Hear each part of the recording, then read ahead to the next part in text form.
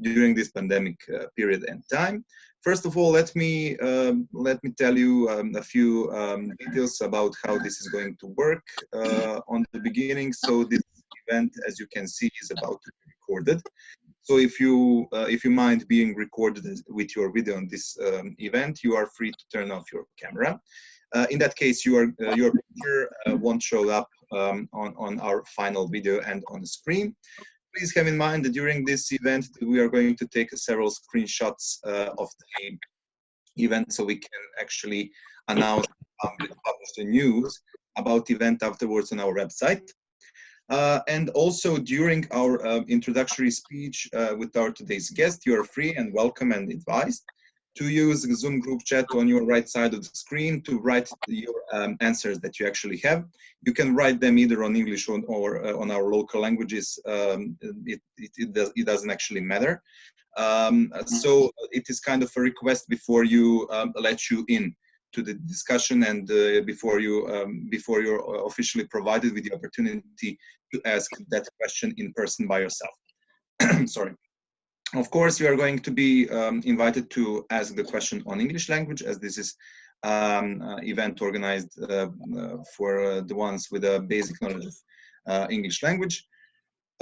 In case you turned off your camera and in case you don't want to show up in this event officially recorded, we can read some of your questions if you mind actually being captured with asking those questions. I think we can now slowly and officially start with today's event. Even though it's Saturday, it's a nice sunny Saturday, at least in my home city. I hope that the same situation is back, is also back in your places. It's also a nice day and a nice opportunity because today is a special day for all of us. It's a day of Europe.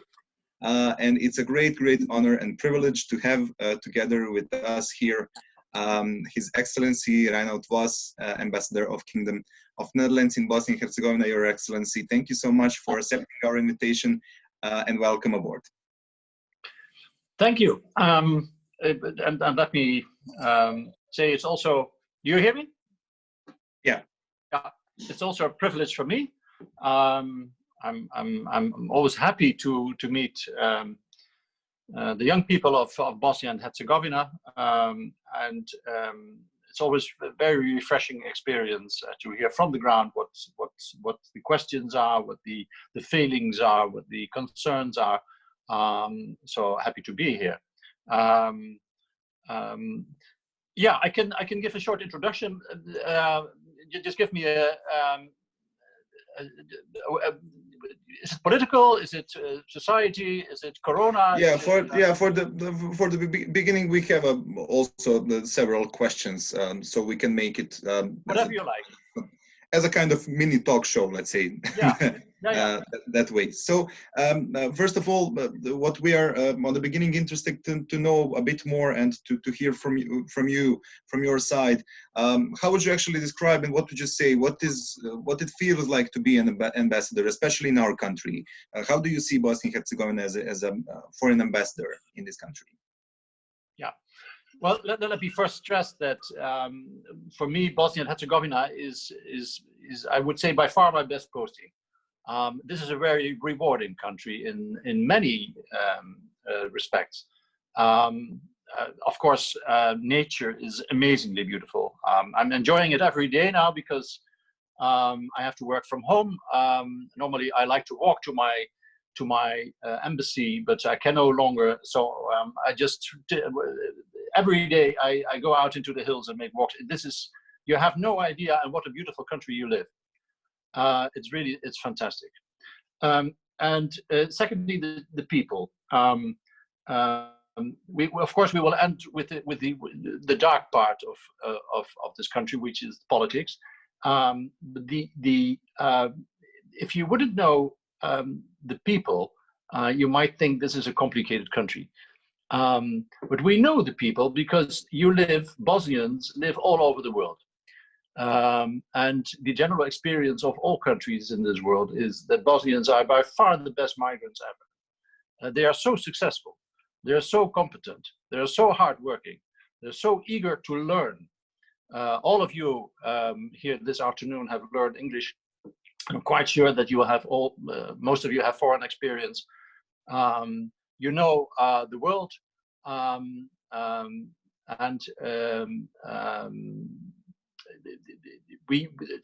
it's general knowledge shared amongst my colleagues that Bosnians are really very European, very Western, and have all those who have chosen for the diaspora are all fitting into our societies very well. And it is no surprise. I mean, there is a push factor, but there is also a pull factor that so many Bosnians are now leaving the country and working in Germany and Sweden and Austria and wherever. It's not only because there is a lack of employment in the home country, but there is also because they are very sought, very looked after in the countries where they are received. So a fantastic people in a fantastic environment, but unfortunately with a bit of complicated politics. And that is the sad part of the country, of course, and that is what makes my life as an ambassador sometimes a bit difficult, because I've never seen a country with so many blockades, games, and difficulties in political terms as this country, and we all know it. It is obvious from also because it's also public. You can read it in the newspapers. It's all over the place. And that is the sad part. And of course, my great wish is that that will change one day. And that's why I'm so happy to hear your vision, because I think you should change it. Because this country is a country of great opportunities, really. There's nothing so rewarding as to visit Dutch companies which have established themselves in Bosnia and Herzegovina. It is, as you know, do you have this? You know, this experience of diving. So you dive into the water, and a complete new world appears to you. This is what happens when you go to one of those private foreign companies here in this country. It's a completely new world, and what they tell me is, listen, ambassador, we don't read the newspapers, we do our work, and we have a fantastic business. You know, ambassador, how competent the people of Bosnia and Herzegovina are, so hire them and they'll do the work. Whatever you ask, whether it is highly sophisticated IT, whether it is craftsmanship, whether it is journalism, whatever you ask, there is a very successful design, how do you call it, so it's a furniture, design furniture company here in Sarajevo, exporting to countries like Sweden, where it's really difficult to compete on the market for design, because Bosnian designers are excellent. And so then that is the world where I say, why are there so few private companies in this country? Because there is too little space. There is too much government, too little space for private companies, and they're all waiting to develop them. They have so many opportunities. You have 1,000 kilometers of border with the European Union, where a huge market is waiting for you. Even in Corona times, I just called a few companies yesterday, and they said, Ambassador, we're still working like hell. Things we don't have to reduce our staff. No, it's good business even now. So my message actually is, what a fantastic country, what a fantastic people. Do something to change your politics. Exactly, it's a really hard sometimes to understand, even to us that live in these areas for our whole life, that we are surrounded with a wonderful nature, with a kind and nice people around us, and still we are struggling with having these issues with the system, because basically it's more of a system that push all of the positive things away, kind of. Through these coffees, we were in a position to discuss a bit more with your fellow colleagues and the other foreign ambassadors in Bosnia and Herzegovina. Somehow, the point of our discussions is that here is so many talented people, but unfortunately, talent is more eager to look for success somewhere else than here. Yeah, unfortunately. But not to continue this conversation in maybe some negative tones. We were trying to through all of these discussions, have something positive, some positive things, and to change maybe our daily atmosphere because of this coronavirus and things like that. So maybe I would like to ask you, for your opinion and for the situation with your work, the embassy, and how this whole situation affected you, and what do you think about everything that we've been through for these past several weeks? Corona, yeah. Well, yeah, it's an unexpected and deep crisis. Also in my country, I will be frank with you. You have done much better than we. You were earlier with drastic measures to contain the epidemic. We were too late, and that has caused huge problems. We were hardly able to manage our health system because so many people had to be taken into the intensive care units. So now the curve is flattening gradually, and we hope to get out of it. But all countries in the world have the same problem now. It will remain for a long time with us because, of course, the virus has not been beaten, and the economic consequences will be huge. On the other hand, our economies are resilient. I'm quite sure that we will come out of it. And let's see what we can learn from it. One of these companies I told you about said, "Well, listen, Ambassador, when our administrators, when we have to pay taxes or pay fees for things, we have to go to offices and get a lot of stamps and wait for a long time, and it costs a lot of time. But now with Corona, we can pay online because it's and there's no other choice, and it works.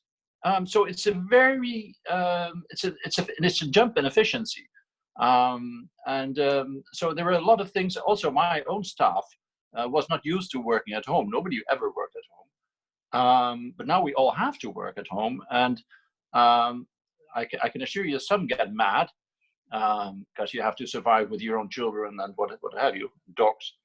But others say this is fantastic because now it's much easier to combine my private life with my duties as a staff member. So it also, and I'm amazed to see again. I mean, it proves the competencies in this country.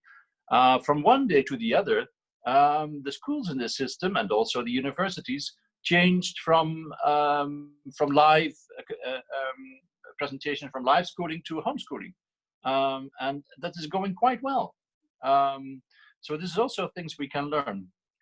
I think what will stay with us is that we will travel less, and perhaps that's good. Also, in my ministry, I must admit that we travel much too much.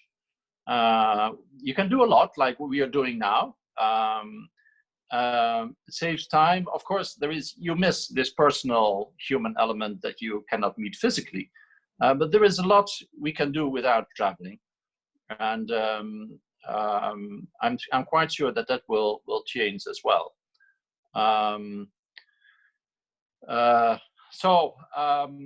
Yeah. What else can I say? It makes us aware of our vulnerability.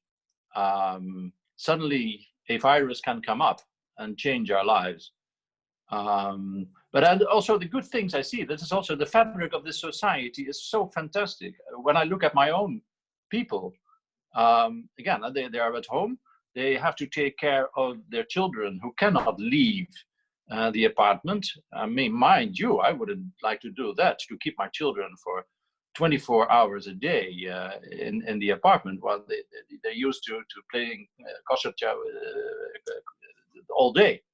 and also these elderly who have to stay home and who are so vulnerable. Some of my staff members are cooking meals for 4 elderly people every day.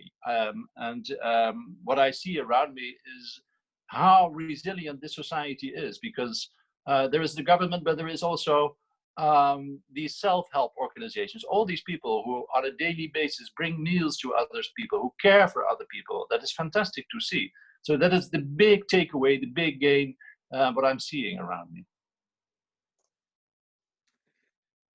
Yep, for sure. There's been a lot of really great things and initiatives these days, because suddenly we all showed up in a circumstances and a situation that we actually didn't know before, and this was everything quite new for all of us to learn from the beginning how to behave and how to be, you know, how still to maintain the necessary contact, but to reduce the risk of getting infected or to put somebody from our surrounding in danger, because as the doctors and as the medical representatives mentioned a few times, the most dangerous things about this virus is actually that you don't know do you have it for several days actually before you get any of the symptoms. But also mentioning these circumstances and situation we all kind of stuck in, even though there's a nice weather out there now, and we all do hope that these old measures will be shut down in a little bit. What can you say about the activities of the embassy that were ongoing previously, so before the crisis, and do you have any kind of strategic planning changed in a way of what are you going to do afterwards? So in a matter of some concrete support for, I don't know, Bosnia, your plans of, let's say, visiting, or some to make a small, how to say, reflection of what were the activities of the embassy before the crisis and what are they going to be after this? I hope they will be or remain the same, actually. Mm-hmm. As you know, one of the great privileges of being a member of the European Union is that the European Union does a lot for you. So I must admit, as the Netherlands, we are pretty lazy in the sense that we encourage the European Union to do the maximum for this country, and we think it's much more efficient that the European Union collectively gives help than that we all send our private. I mean, we will deliver some goods also, but most of it goes through the European Union, to which we contribute, and UNDP, which also are a member, of course. I'm impressed with what Johan Zappler and the European Union have been doing over the past weeks. It has not always been recognized by the leaders, but now it's coming. And I think it's really a tribute to the European Union. As you know, my country is sometimes a bit skeptical about Brussels, but what we see here, what the EU is doing, what the EU delegation here is doing, is really good. And they're helping out, and we're trying to help them as much as possible to make sure that the assistance is as efficient as possible. Our general activities here, after the Bosnian War in the 1990s, we invested a lot of money in reconstruction, in macro financial help, and there was more than €500 million. But that program has stopped a few years ago. We now have priorities in other countries in the world. We continue to provide assistance in the field of, especially in the field of rule of law. So, for example, the Court of Amsterdam has a sort of mobile team traveling to Bosnia and Herzegovina at least 6-7 times a year, and having a peer-to-peer relationship with their counterparts in more than 10 Bosnian courts, including in Banja Luka. So that's a very practical form of assistance and help and cooperation to see where court processes can be improved. Speaking of the assistance and then the help and the efforts that embassy is putting actually a lot of efforts to this to our country. Let's say we also know that, for example, the cooperation with the NGO sector and the youth organizations is pretty well ongoing, and we were also attending to some of the let's say seminars, trainings, and non-formal educational parts that were supported by the government and the embassy of the Netherlands in Bosnia and Herzegovina. So we are NGO and youth NGO from a local community in Bosnia and the second largest city in Bosnia and Herzegovina, from Banja Luka. We are also interested to hear maybe more about your opinion of your cooperation with the NGOs, and how do you actually see the young people of this country. Are you satisfied what you can see about their efforts, our efforts, and what is actually the place that we can do more and to improve together? Yeah. We work with several youth organizations in this country, whether it's on human rights, whether it's on youth development. Absolutely, and we also. Of course, minorities like Roma, we absolutely try to support these organizations,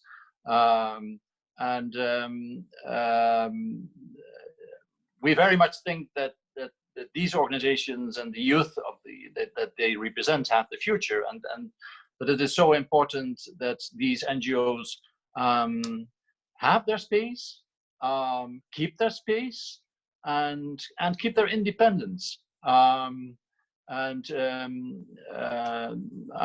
Sometimes we are worried about tendencies, also in the Republic of Srpska, where the space for civil society is shrinking. I think you should defend that, and you're always allowed to knock at the door if you have the feeling that this space has to be defended and that you need help with that. Let's say that we kind of do, because, for example, our organization, NGO Evrope from Banja Luka, we were the first one that actually started the discussion about the civil society in our city and the NGO sector in Banja Luka, because we have every possible, let's say, legal documents about youth and about what should we do. But we, as a people from the sector and from the ground, we know that the things are not going that way.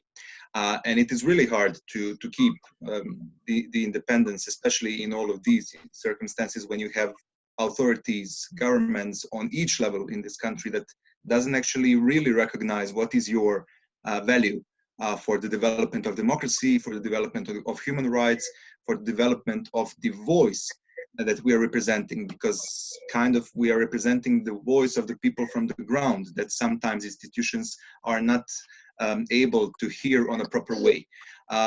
As I was saying, we started this dialogue last year with several NGOs in Banja Luka. It ended up with city mayor office inviting us to the strategic planning of city administration. He included us in this platform, Banja Luka of Human Faces. I think the translation is proper. So after that, we got the chance to be, let's say, the focal point for the youth information part on the level of the city, and we established a youth portal, first youth portal on the level of the city. It's called mladima, Banja Luka, for a local level. But after that, these days, especially after this crisis, we can hear already some voices from the city administration that they are dubbing, and they are, let's say, they are not really, how to say, satisfied with seeing all of the actors from the sector, how are they dealing with the situation. And there is not a lot, you know, how to say, organizations or people that are likely to do something more than that. So we tried, and we are still trying. This event is also a proof of that we want to give you up of that. And I think it is a great opportunity to actually, through this kind of contact, to see some of your opinions and how do you see the situation, and then to maybe think more in a strategic way, how can we develop more. No, remain courageous, keep up this good work, because it's so important that the government knows that you are free, and you want to be free. We all know that the young people leaving this country are not leaving the country for a better salary. Yes, better salary is always welcome, of course, but they are leaving the country because they want to be free, and they want to be secure. It is time that the government becomes aware that keeping the good people, those people who are free, requires a dialogue. And I think it's an encouraging sign that I think the Republic of Srpska made this law on panicking. What is it? The panic law on Corona. That is useless. You cannot ask people to stop writing about things. You have to provide freedom, and the law was revoked. Recalled. So there is awareness. I know this also from President Cvijanović. The people want freedom. And that they should have it. And if you don't give it, they'll leave, definitely. So, yeah, keep on being courageous and sending the message, because it's you are the winners, and this is what they have to understand. Couldn't agree more than that with you. Of course, this is a great opportunity also to use as a really significant date, as you mentioned before, the role of European Union and the Netherlands as a part of it, and contributing through the funds and the assistance that European Union is actually kind of providing afterwards to the Bosnia and to our people, helping to do more in a manner of developing the country for the future, of course. I read sometime before we officially started here with this event that you once mentioned that it is your opinion that this country is for sure not ready yet to become a member of European Union, but the European path of Bosnia is the right thing to do. I also couldn't agree more with you than that. So in a sense of having Day of Europe in kind of half quarantine today, and in sense of mentioning the solidarity as one of the core principles of a new European Union, and as a really European value that is about to be nurtured more. What would you? How can you describe and compare all of these things at once? So if we have in mind the European path of our country, the current situation, what do we have to do more, and where are we now? Well, no, this is a European country. There is no doubt about it. And as I said, we know Bosnians because half of Bosnia lives abroad.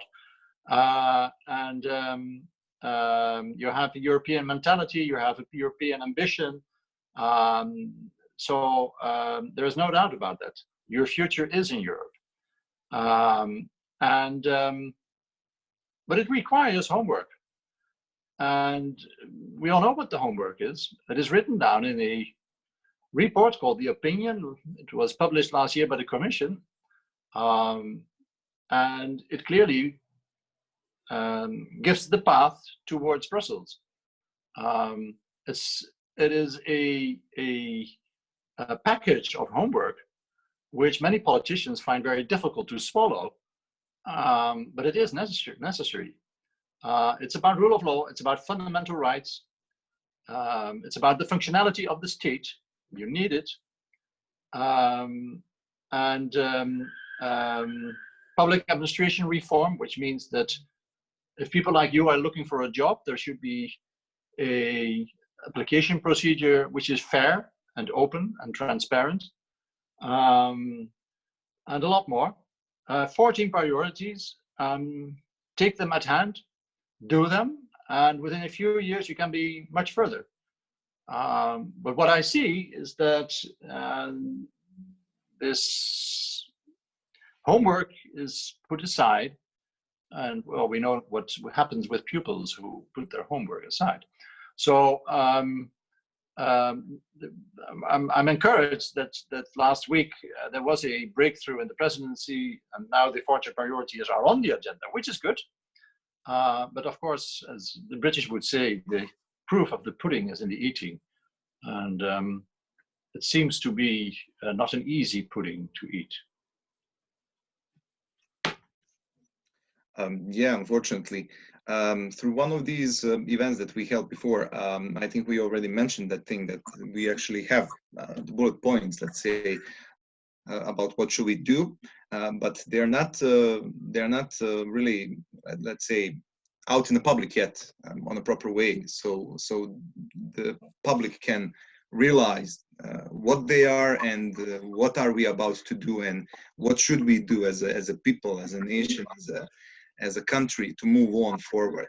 But yet, okay, now I'm going to advise once again for all of the participants in this conversation to use this unique opportunity and to think maybe more about their questions and the things that they want to know more, as we have a fantastic guest speaker today with us. First of all, I'm going to invite my friend and president of governing board of our organization, Miloš Blagović, to join us in the conversation, because he said that he has several questions. So Miloš, please feel free. Thank you, Your Excellency. First of all, thank you for accepting invitation and to be with us here and have this kind of conversation. I have 3 or 4 questions. You are here since 2017, yes, and you and your embassy have done a lot of things in Bosnia and Herzegovina. But I would like to know, can you tell us at least one thing that you helped someone, like personally or some company in Bosnia and Herzegovina, using your contacts, like something that you like being in position to use your contacts to, I don't know, to let's say, make some cooperation with some company in Bosnia and Herzegovina, with some company in your country. That is the first question. Do you want to question by question or to hear all of them? Yeah. Well,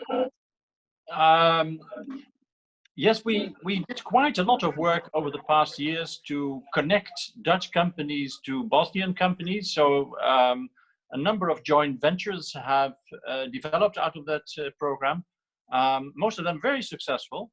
So I'm very happy to see that. And we try to continue that where possible, and to also to provide our assistance in the economic area where the assistance is needed. For example, last year, that was very interesting.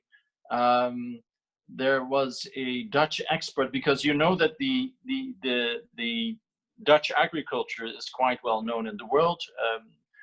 We are the second largest exporter of agricultural products after the United States. And so one of our experts on soft fruit came to Bosnia and Herzegovina to explain what is needed for soil management in order to produce ecologically sane products. And so he was very practical. And he went to Bratunac and gathered a number of local producers around him, and they were very interested. And as I said, that is always our experience with Bosnians. They immediately want to learn. They're very serious in learning. You're a country of great learners. So that helps very much. And we will try to continue that kind of help where possible. Okay, thank you. The second question is, could you tell us some of examples of good practices in your country regarding youth sector in NGO sector? I hope that you have some I don't know, insights from your country, or in what kind of, let's say, areas youth sector are doing there. Is it I don't know, youth policy, youth work, education, non-formal education, etc.? Well, from my country, perhaps not especially, but one of the famous Dutch countrymen is Desiderius Erasmus. He lived a couple of hundred years ago, as you know. He was a great humanist from the 16th century, and the European Erasmus program is named after him. And I think this is, in my lifetime, I'm too old to have experienced the Erasmus program myself as a student. But it is such a great opportunity to travel around Europe, to participate and to live in another university city, to get to know other people of all over Europe. Actually, this is, if there is anything European in Europe, it is Erasmus program. It is the biggest success for the young, and it makes us all at a very young age, at a very important age when you're a student, it makes us all Europeans. So please join Erasmus and go out to Warsaw, to Amsterdam. Not now because it's now Corona time, but as soon as it is possible again. Go also to the smaller cities of Holland, where we also have good universities, and let Dutch people come to the excellent universities here in Bosnia and Herzegovina. It's a great opportunity, and this is how you develop yourself. Yeah. Yeah, thank you. You're totally right. And we as an organization, we are involved in several projects. Last year, we were included, I think, in 3 or 4 projects, and we were sending our participants to the Belgium, to the Serbia, to the Germany. Fantastic. Yeah, fantastic. Okay, the third question, it's like today is 9th of May, it's a day of Europe. From your position of someone who is coming from EU, what this day mean to you, and what kind of message you could send to us or to everyone? A Europe Day message. Yeah. Well, let me. I'm a European, and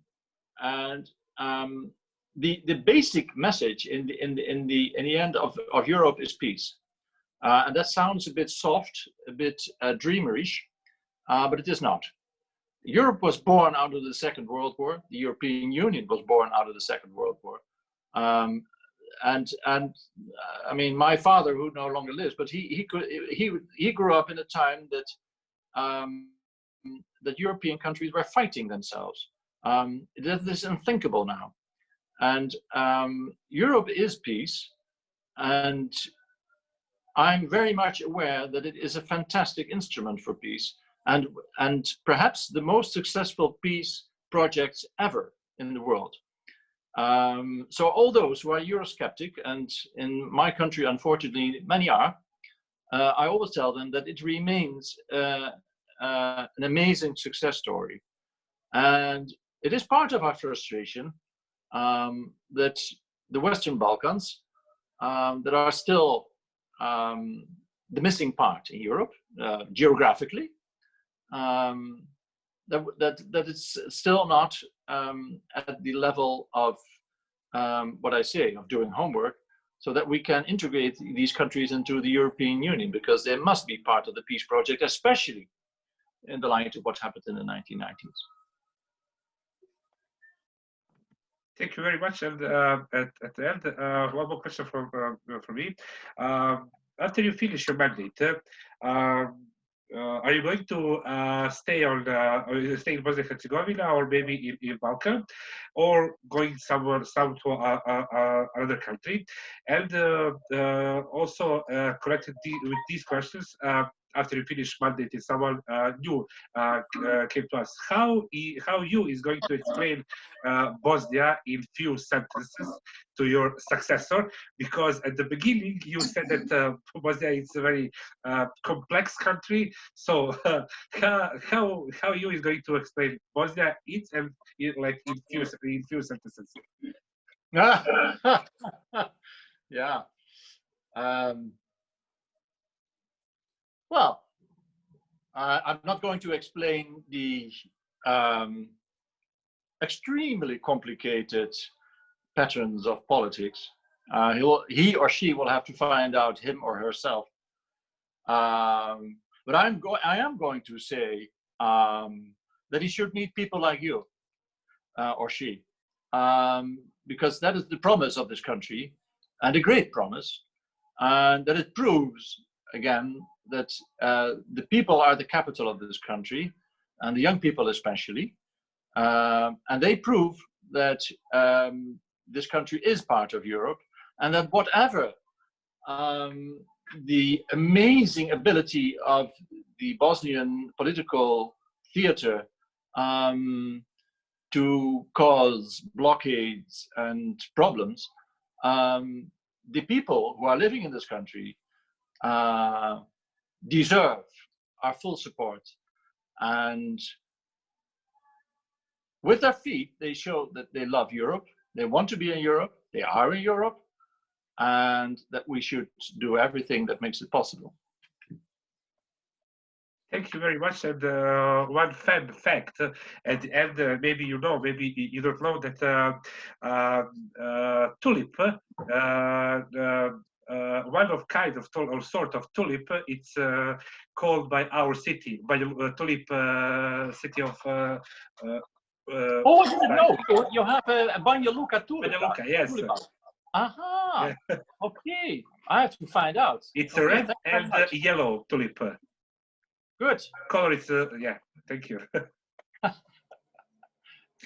Yeah, we have that flower actually right now because they are most beautiful in this this time of year in the city center, behind the main church in the city center. So hopefully, maybe during this conversation, I can search on my phone to find the picture. But yeah, thank you, Miloš, for these fun facts.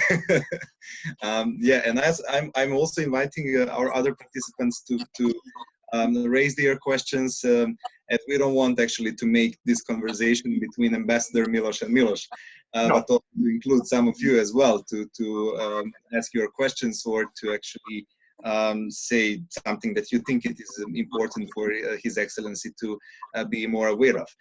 In that manner, I'm always kind of giving the opportunity, as I know this is a two-way process, and you always are really likely to know our thoughts and our problems and how actually how are we dealing with the things and issues here in country. So I'm actually always trying to give the floor to you to maybe ask us some questions that you are interested about, or is there anything that maybe now that pops up to your mind?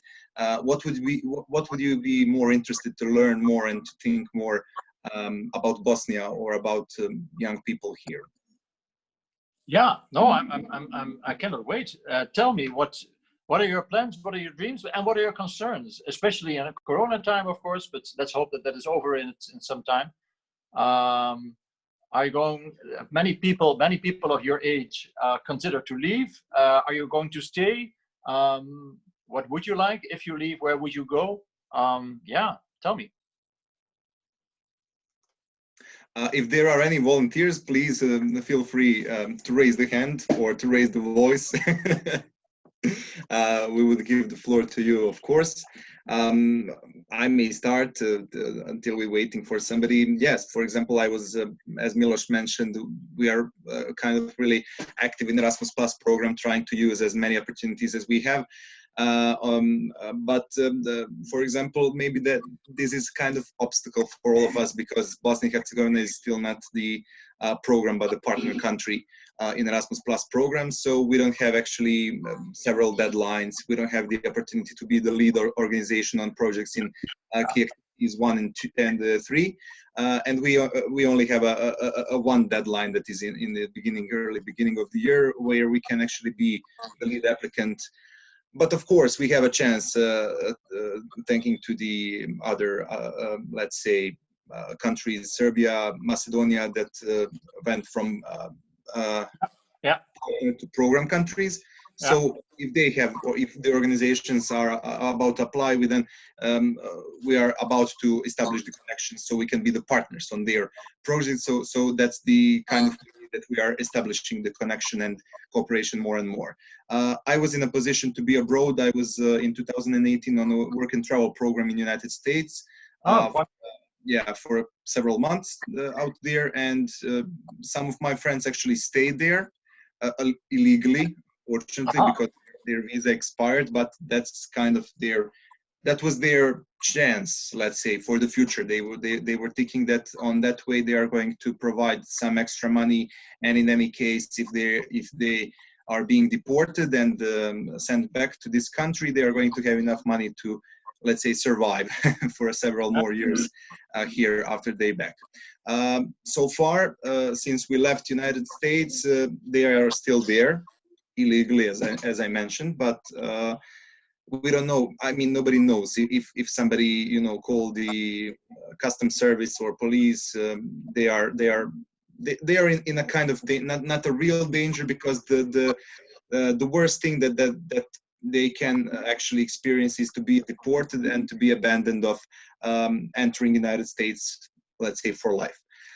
But still, after that, they have an opportunity to go, I don't know, Germany, Sweden, Austria, Switzerland, as you mentioned on the beginning of our conversation. So for me, leaving is not an option. For me, leaving is an option to go somewhere else to see the examples of best practice and maybe to try to implement them back if you really think they are going to work in your community. Oh, that is a great idea, because I've seen so many Bosnians who lived abroad for some time and then returned, brought in a lot of new expertise, and that is a fantastic route to go. Yeah, absolutely.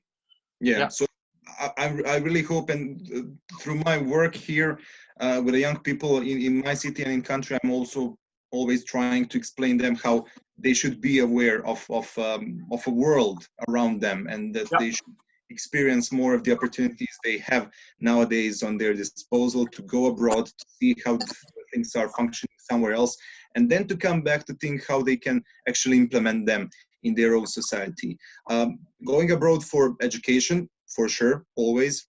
I'm also thinking right now, is there any kind of scholarship maybe for some master studies, because I recently graduated here in Banja Luka on political sciences faculty. But after that also, I always recommend to people, like, go, okay, it's nice to be somewhere else to see how it goes, but please come back afterwards and try to do something in your own country.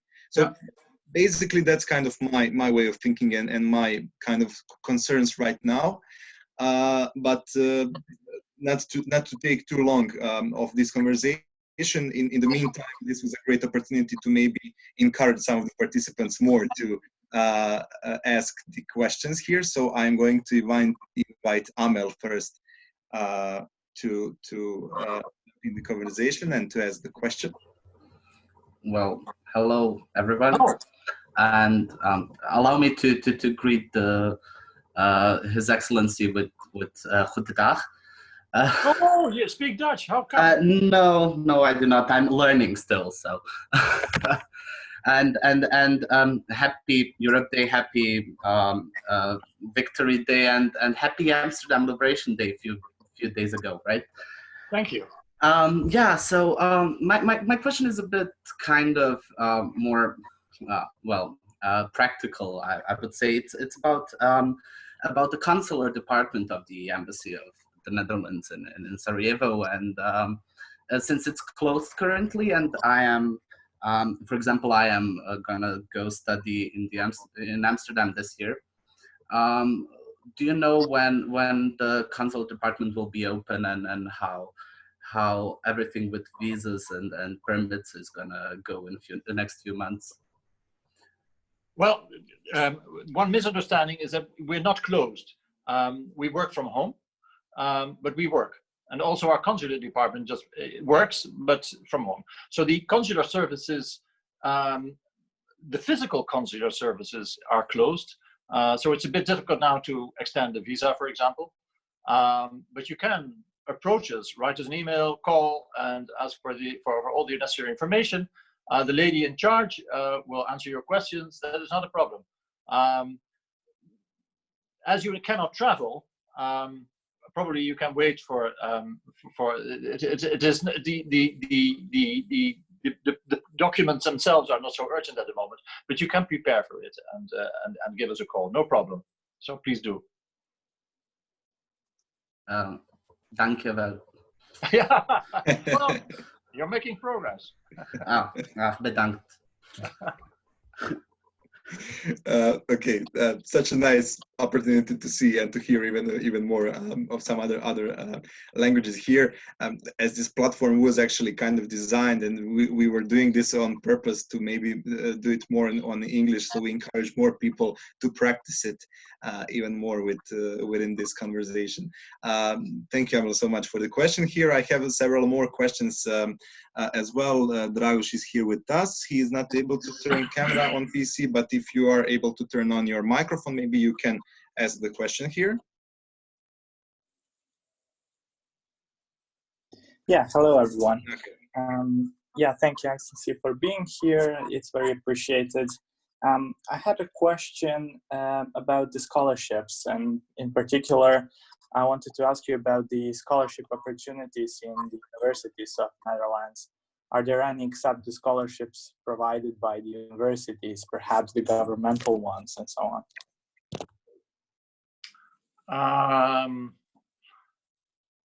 I am not aware that we have scholarships programs, especially here for Bosnia. So again, what I think the possibilities that should be opened, gradually be opened now, is the Erasmus program,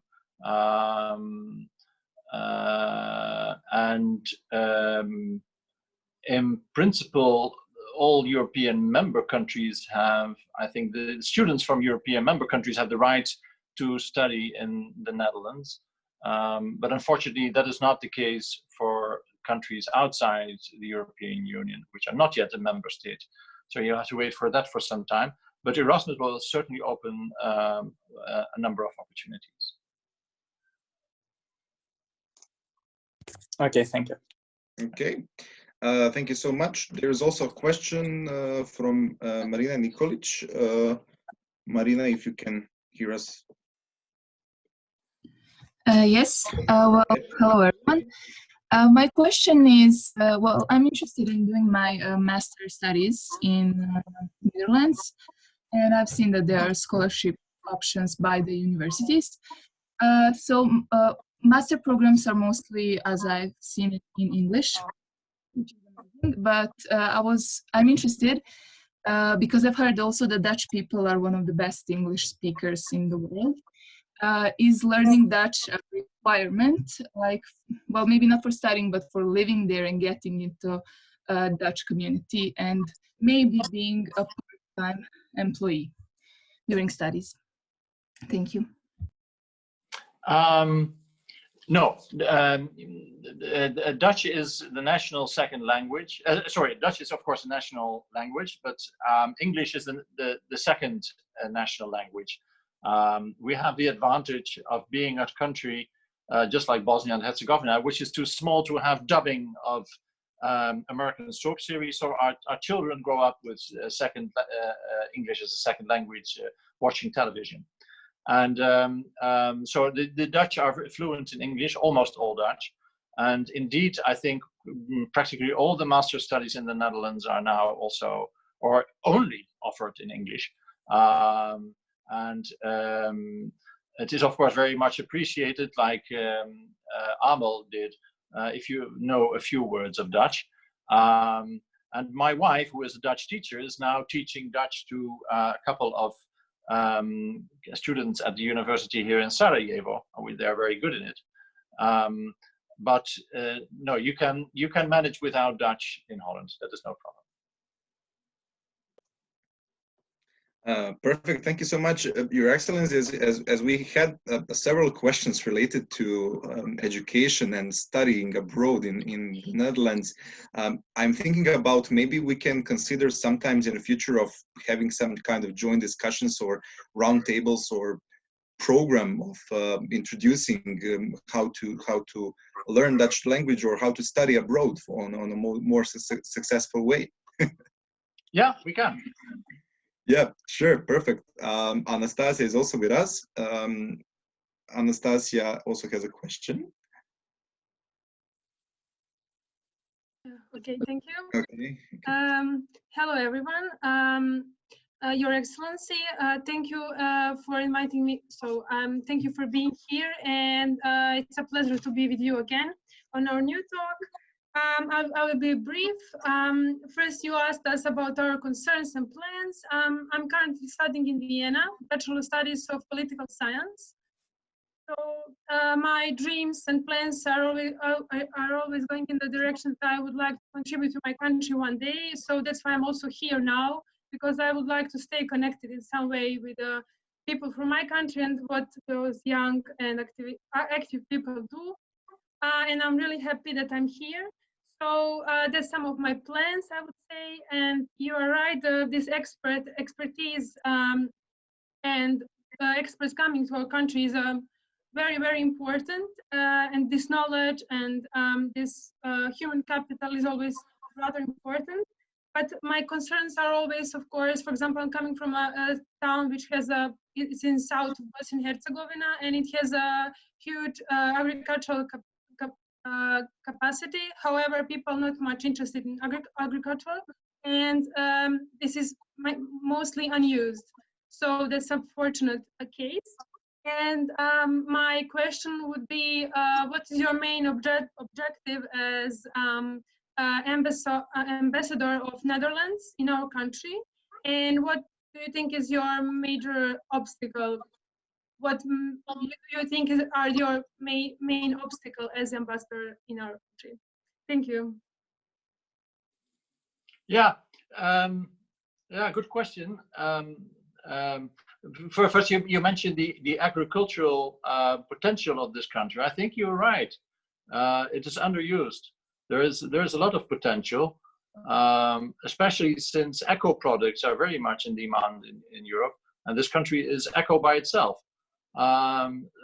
So I know of a company, for example, that exports here in Bosnia and Herzegovina, that exports mushrooms to Switzerland, where it is sold in the top class supermarkets because it's eco mushrooms, you know, and there is so lots of opportunities here to do that.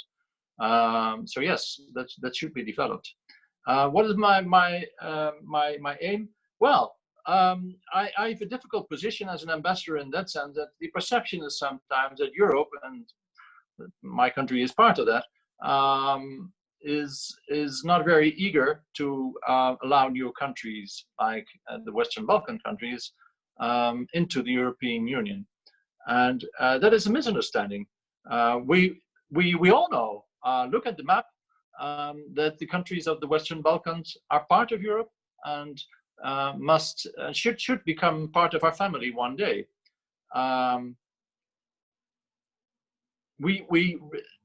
Apart from that it is European and that it is this geographical gap, the Western Balkans are very strategic to the European Union from many points of view. And so I think our wish to integrate the Western Balkan countries into the European Union is really genuine. We do want that.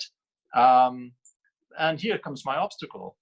And my obstacle is the extremely slow political process towards the European Union. And I would invite you to become a politician and to improve that. More female politicians in this country needed. Believe me, Believe me, as a former student of political sciences, we are more than enough facing with that kind of prejudice that from the early beginning of our career as a politician, actually scientists, they are declaring us as a politicians. So don't worry about that. When I tell to my grandparents that I'm a political students, political sciences students, they are like not aware of it. They're just saying, "Oh, politician." No. You're going to succeed in your life. So I think the same situation is Anastasia is facing with as well. But okay, yeah, there's a like. Yes, agreed. Perfect. Such a great way to end this conversation and meeting with a bit of laugh and a positive energy out here. Thank you so much to all of you that participate in this event. It was really a pleasure and a relaxing time of a day of Europe spent with amazing guests.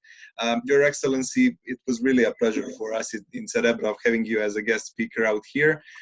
We do really hope that this is an early beginning of a friendship and a connection that it's going to last in a future period and years. Anytime that you wish, and hopefully when the situation ends, and if you wish to visit Banja Luka to see the tulips, but not only them, but to see the city and a bit of our wonderful place here and wonderful food as well, please do contact us. We will be more than happy to be your hosts out here and to do some amazing initiatives and things together. I would give the floor on the end to you. Maybe you have some final message for all of us, and after that we can finish with the event. Yeah, thank you very much, Milos. And it was a great pleasure to meet you. And this is always, it gives me a boost of energy to talk to people like you. Survive and remain strong in these Corona times. Take care of the elderly. And I'm looking forward to seeing you in Banja Luka live when Corona will allow us. Thank you again, and enjoy the rest of your weekend. Thank you so much. As they would say these days, be positive and stay negative. So that can be our final message for today. Once again, thank you so much. We are looking forward to that opportunity to being with you in person sometimes in Banja Luka on some real coffee or water or tea or beer or whatever. It will be a pleasure for sure.